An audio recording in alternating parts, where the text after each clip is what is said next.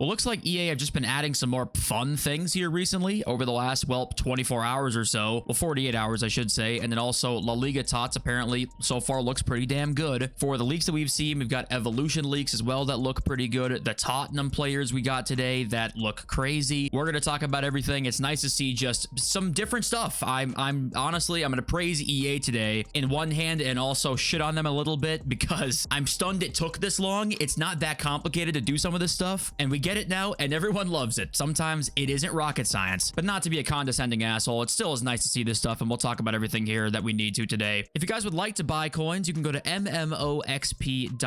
There will be a link in the description down below. They are the cheapest and the safest option. You can use my code JFC at checkout for an 8% discount. Thank you all for watching and being here today. I obviously appreciate every single one of you guys. And yeah, it's been kind of an interesting last about 48 hours or so. There's been a couple changes, and now EA have added this, which if you haven't seen this yet, you've probably been living under a rock, but EA added every single player who made an appearance in that Champions League final, in that Europa League final, got themselves a card. They're all 5-star, and every single one of them has like pretty insane stats. Van de Ven, Udogi, Pedro Porro, Jed Spence, Heung-min Son, obviously, Bentancur, Solanke, like literally everybody has pretty awesome stats here, all meta cards, and this is just something that is so simple to do if they did this more often, tying things to real life, making cool cards. They're only available for 48 hours from their release, which was today at content time. So they go out of packs at Saturday's content. So it's only 48 hours. You got to kind of be on the game to try and get these. And I totally get why some people might say that's kind of annoying because you have less of a chance if you can't play during these certain times, right? I understand that. But also, when you release cards that are very good for just a limited amount of time, it just adds something. It adds a different element to the game. It adds another element to the menu grind. It adds something interesting. Plus, you tie it to real life. I can't sing enough praises about this because this is, to me, exactly what they should have been doing for like years now. This is the first time we've seen them release, I think, a full team in some sort of like special type of a promo team in, I mean, I can't even tell you how long. It has been years since we've seen something like this. It's not that complicated. So on one hand, I want to give them huge praise because everyone seems to enjoy this. It's adds something different to the game. Also, I don't know what took so long, but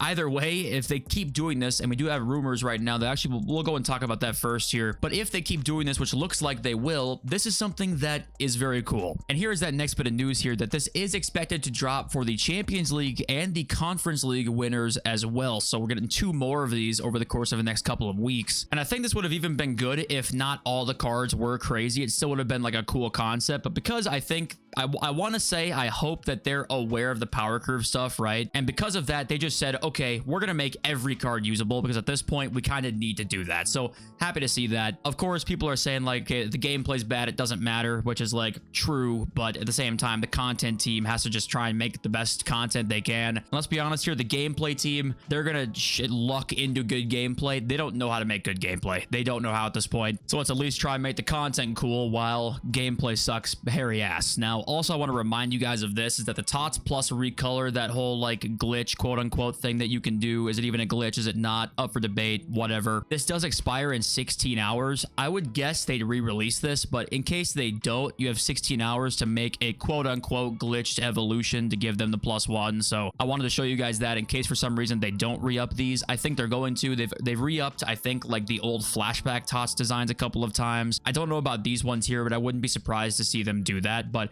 just in case they don't, 16 hours from now, content time today, they expire. But okay, before we get into like the full La Liga team of the season leaks and stuff like that, I want to talk about this because EA did update this 93x5 eFigs TOTS pack, right? And we're going to be able to get this today if you finish that weekly play thing. And they updated this today, and it was kind of funny because they actually added in a league today. As you can see here in the new section, you have the NWSL, and that was not there before. So I guess that could have been a mistake, right? And honestly, it probably was a mistake considering they have all the other women's leagues in here. So you'd assume that was a mistake, but it would be kind of funny if they ran through the pack weight and were like, nope, this was just too damn good, add a league in. So people were kind of upset about that, thinking that that could have happened. Odds are, though, it looks like it was a mistake from the get-go because all the other women's leagues are in here anyway. And also what caused controversy was the fact that in this league, I think 7 of 10 93 pluses are like worth nothing. So people kind of assumed at that point that it was intentional, but it probably wasn't. It could have been. then. But okay, we'll start off with one we saw yesterday. That was Patrick Guijarro. We have her official stats now. Incisive, long ball, tiki-taka. Sure, probably going to be a great center mid. 3 elite playstyle pluses. Looking like great stats in there as well. Can add a 4th playstyle plus if you haven't managed to put one of those on a card yet. But yeah, okay, on to the next one that we didn't see yesterday, and that is Nico Williams here. These are his official stats as well, SBC or an objective, so could be similar to a cup that we saw for the Bundesliga team of the season with Javi Simons, or could even be like the Ederson we saw for the Serie A Cup, which I would doubt, but it could be. But rapid, tiki-taka, finesse, 99 base pace. It's going to be a pretty awesome winger, but all the leakers kind of suggested that it could be an objective, so maybe I think this card's more likely than others to be an objective. Just be aware of that. And I also do want to quickly mention here that EA did actually slightly change the SBC requirements again, because as you guys know by now, we had the exact rating requirements, right? This Serie A TOTS upgrade would have been 685 rated cards exactly, and that icon pick, for example, has, you know, it was like 590s, 689s, etc. They did change it now to where it's 85 and higher overall players exactly 6, and you're starting 11. So that is better than what it was. 100% it was better. The issue is, though, it's still kind of not as good as it was, because, for example, you know, if you had an 85 rated squad here and you put in a 91 team of the season card or a 92 or 93 team of the season card, you would end up not having to put in 6 above 85s probably, right? You'd have to put in 1 above 85. However, now with these requirements, it might be less players in general you'd have to get rid of, so I guess there is some like positive to it, but I still think this is worse than we used to have it, but it's better than what EA initially did. So it's kind of like, I want to give them praise for it because it is slightly better, but they also made a terrible change with this, and it's just to increase fodder prices. And to me, there's other ways they could have done that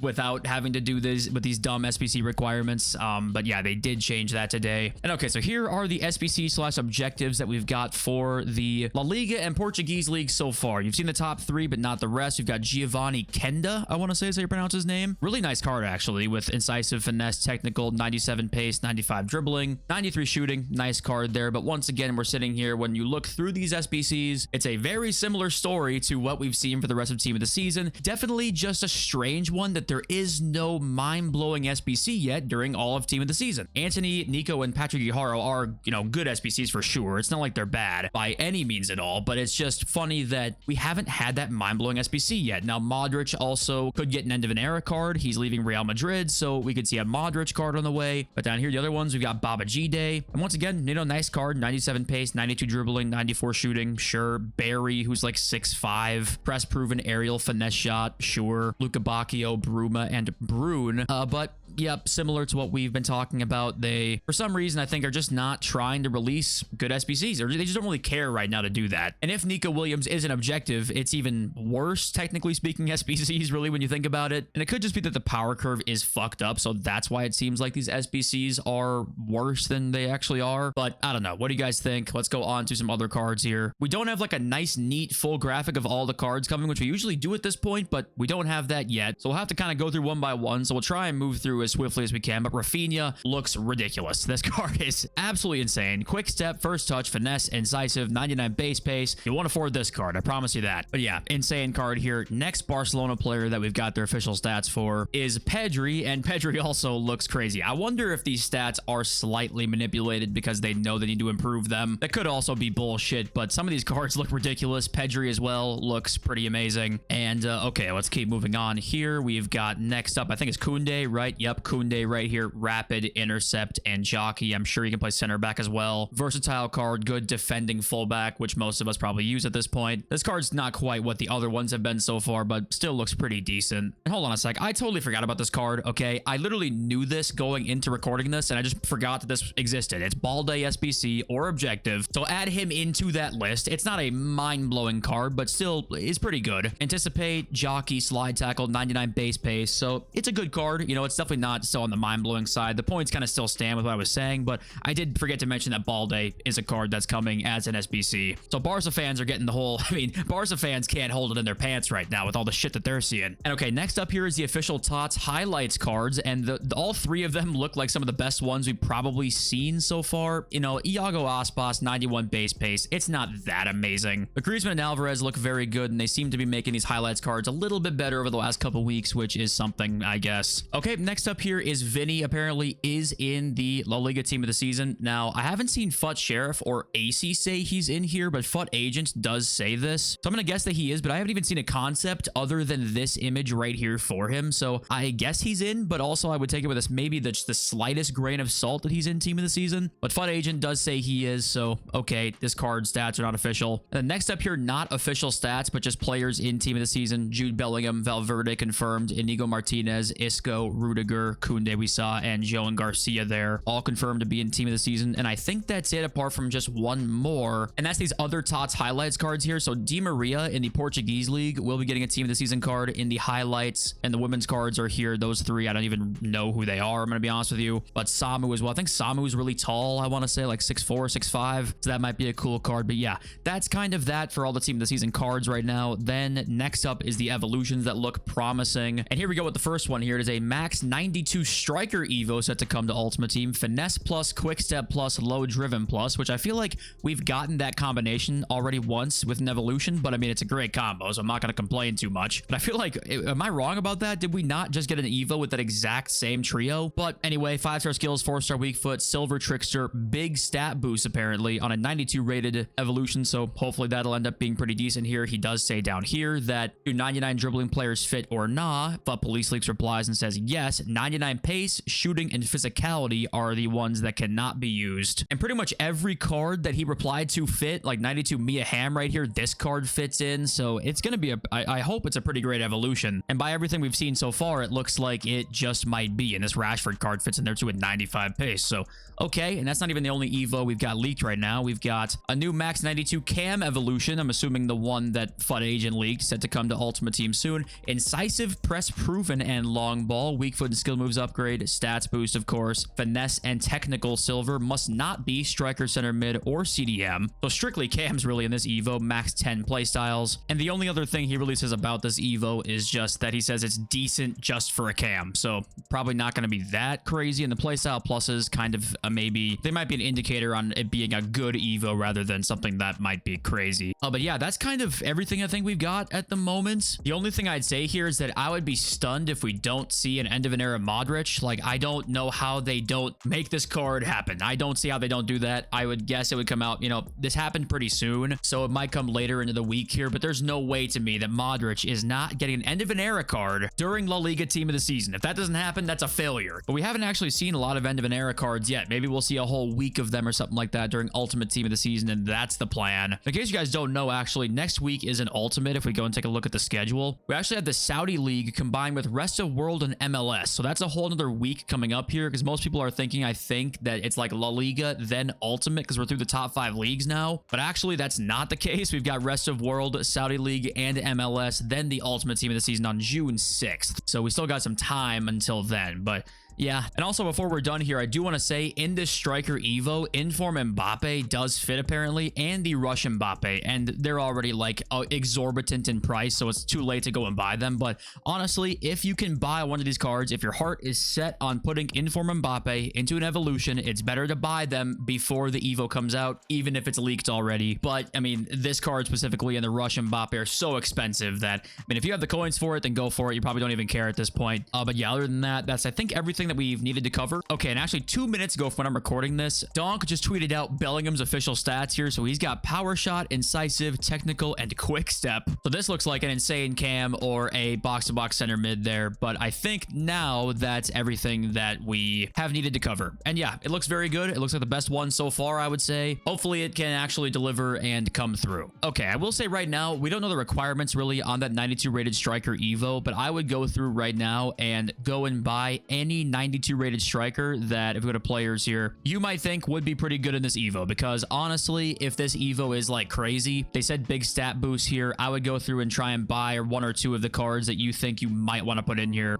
These guys have 3 playstyle pluses, but looking more so at guys with like 1 or 2 playstyle pluses, like a Matisse Tell, right? He might not fit in, but that's a card that can get a really nice 3rd playstyle plus and go here. Like this R9 card, obviously we know he's going to fit in there, so that is kind of a pointless thing to even say. But cards with 1 or 2 playstyle pluses that are really high high rated here, you might want to go and look at those. Okay, so here's the Mbappe price. So 1.5 mil on both. I'm assuming that's his max price there. But yeah, that's kind of the market advice I would give. And team of the seasons, if you know the trend of them so far, they just go down. All they do is drop. The only time you can look at like maybe some trends of trying to sell high and buy low is when you have all of the UK going to sleep and then they wake up and buy cards again. Other than that, there's like no trend in the somewhat long-term, talking 4, 5, 6 days where these cards go up. They don't do that, especially if we're going to get these Europa League cards now and then the Conference League and then the Champions League cards as well. I would doubt it. Plus good evos. Don't even worry about the market right now and like how the long-term outlook is going to be. You guys know what it is already. The market this year has only gone down. This will continue as long as evos continue to be like this, I would guess. But okay, let's read some of your comments now. We've got Ajake.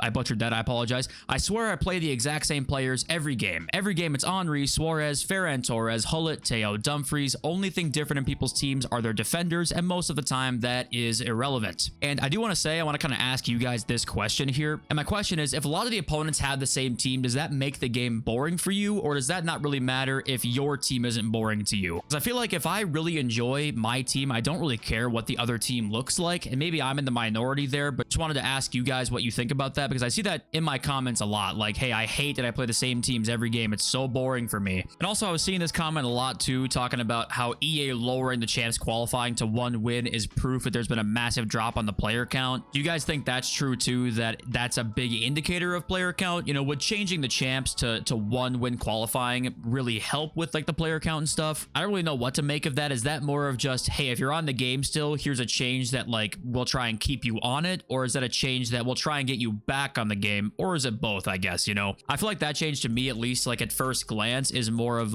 if you're still playing the game, we think it's going to be soon that you're going to hop off it because it's end of team of the season in a couple of weeks. Some of you who didn't want to qualify or couldn't qualify for champs before will have an easier champs, or will be able to play champs for the first time, or one of the first times, right? So I feel like that's more of what the change to me is like, hey, if you're on the game still, don't leave, please. We'll make champs a little bit easier for you, is kind of a little bit of a maybe an incentive to stay a little bit longer. And Daniel NYC, I was going to comment on something about the leaks, but you mentioning Halliburton at the end was just depressing. Knicks in 5 though. Yeah, on the bright side, you could be a Timberwolves fan, and we're going to go down 2-0 tonight. I promise you that. So at least you have a chance of making the finals still, despite the choke. I know I'm being a pessimist here, but I already have no faith. I have no faith in any team I like any year, so this is not new. But yeah, the Halliburton has striked in New York, and I apologize, and hopefully you guys can take it in 5. But I might pick the Pacers in 7. I think it's going to go 7. I think the Pacers will end up edging you out.